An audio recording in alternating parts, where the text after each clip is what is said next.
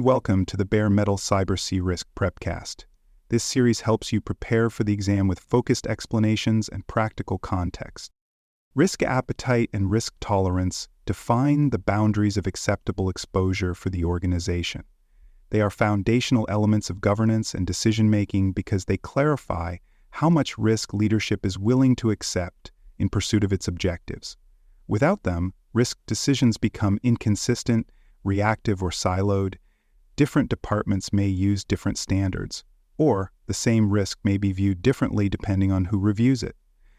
So, risk appetite sets the strategic tone, while risk tolerance refines it into measurable limits. Together, they ensure that risk treatment, escalation, and acceptance are not based on personal preference, but on shared organizational guidance.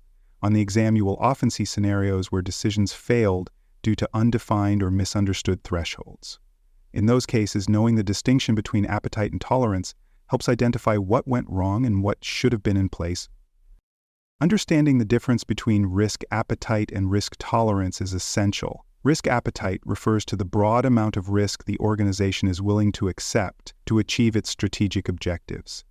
It is qualitative, high level, and used to guide decision-making at the top of the organization.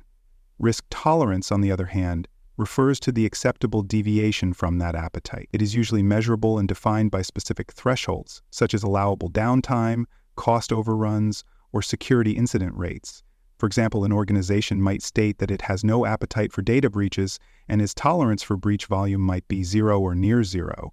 On the exam, if a scenario shows that residual risk exceeded tolerance, this signals that action is needed, either to escalate, treat, or revisit assumptions. The best answers will reflect that appetite guides intent, while tolerance defines acceptable performance. For more cyber-related content and books, please check out cyberauthor.me. Also, there are other podcasts on cybersecurity and more at baremetalcyber.com. Defining appetite and tolerance is typically the responsibility of senior leadership and the board, supported by risk management teams. Risk professionals help facilitate the process by organizing workshops, presenting risk data, and offering scenario analysis. Business units provide input about what levels of risk are acceptable in their areas, including acceptable disruption, delay, or uncertainty. Risk management gathers this input, analyzes patterns, and helps draft thresholds that reflect both operational needs and strategic goals. Governance bodies such as risk committees or the board of directors review, refine, and approve these thresholds. On the exam, questions about ownership of this process should point to a top-down approach, with support from risk facilitators. The correct answers highlight collaborative input, but formal authority rests with senior leaders. Facilitating an effective risk appetite discussion requires preparation. C-risk professionals begin by collecting data on strategic objectives, compliance requirements, peer benchmarks, and lessons learned from past incidents. These data points ground the conversation in reality and help leadership consider trade-offs. Scenario analysis plays a key role, as presenting real-world examples allows decision-makers to weigh what levels of risk are acceptable under different circumstances. Tools such as heat maps, impact models, and tolerable loss thresholds help frame the discussion in visual, intuitive terms. These tools allow leadership to assess how far they are willing to stretch their exposure in pursuit of goals. On the exam, strong answers will emphasize structure, preparation, and the use of scenario framing to guide decision-making.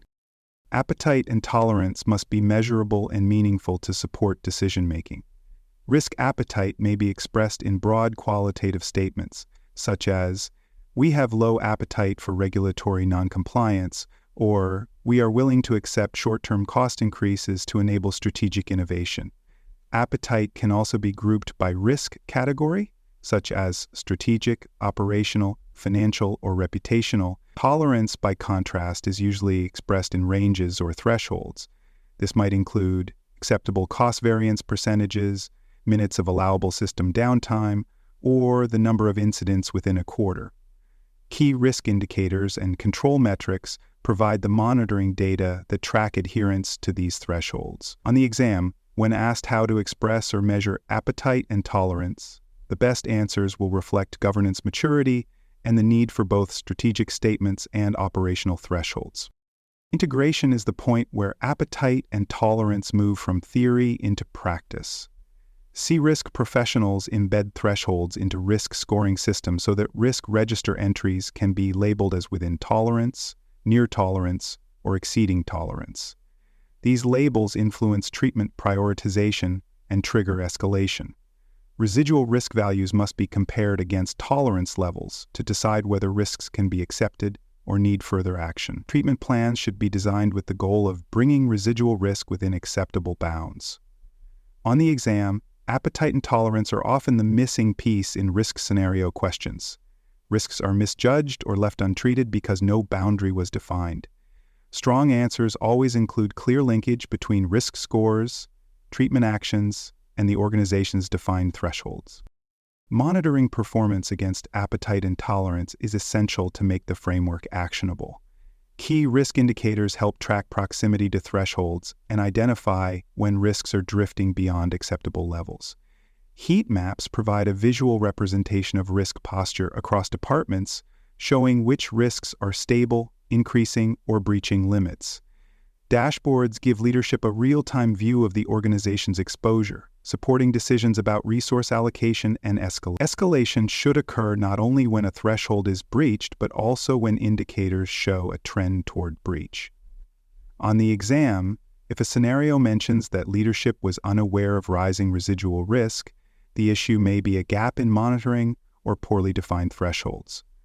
The correct answer will involve proactive tracking and early warning systems. Communicating appetite and tolerance across the enterprise ensures that strategy is translated into daily decision-making.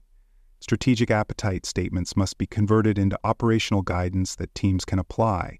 This includes documenting expectations in policies, integrating thresholds into procedures, and reinforcing alignment through training and governance meetings. Risk frameworks should explicitly state what the appetite is for each category of risk and how tolerance is measured and enforced. Third parties and project teams must also align with these boundaries to ensure consistency.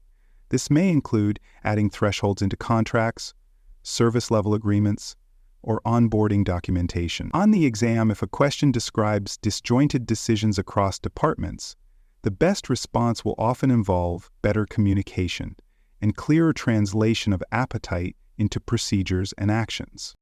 Risk appetite and tolerance are not fixed. They must evolve with the organization. As strategies shift, new regulations appear, or incidents reveal unexpected exposure, appetite and tolerance must be reviewed.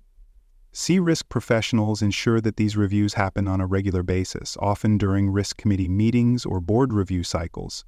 They also ensure that specific triggers, such as a major incident or a failed audit, prompt immediate reassessment. Without this feedback loop, the organization may continue using outdated thresholds that no longer reflect its risk capacity. On the exam, when asked about next steps after a significant change such as a merger or new regulation, the correct answer may involve reviewing and updating risk appetite and tolerance. The best responses reflect not just documentation but continuous governance engagement. In C-risk exam scenarios, questions involving appetite and tolerance test your ability to connect governance to action. You might be asked which risk is outside of tolerance, and the answer will depend on matching risk scores to defined limits. Other questions may ask why a risk remained untreated. Often the root cause is that thresholds were never defined, or they were unclear. You may be asked what to do after establishing tolerance, and the correct next step will involve integrating it into scoring, treatment planning, and reporting. Some questions will focus on communication, asking how to ensure that appetite is understood across the organization. The best answers show how to turn strategic intent into operational clarity, backed by metrics, monitoring, and regular governance input. Thanks for joining us for this episode of the Bare Metal Cybersecurity Risk Prepcast. For more episodes, tools, and study support, visit us at baremetalcyber.com.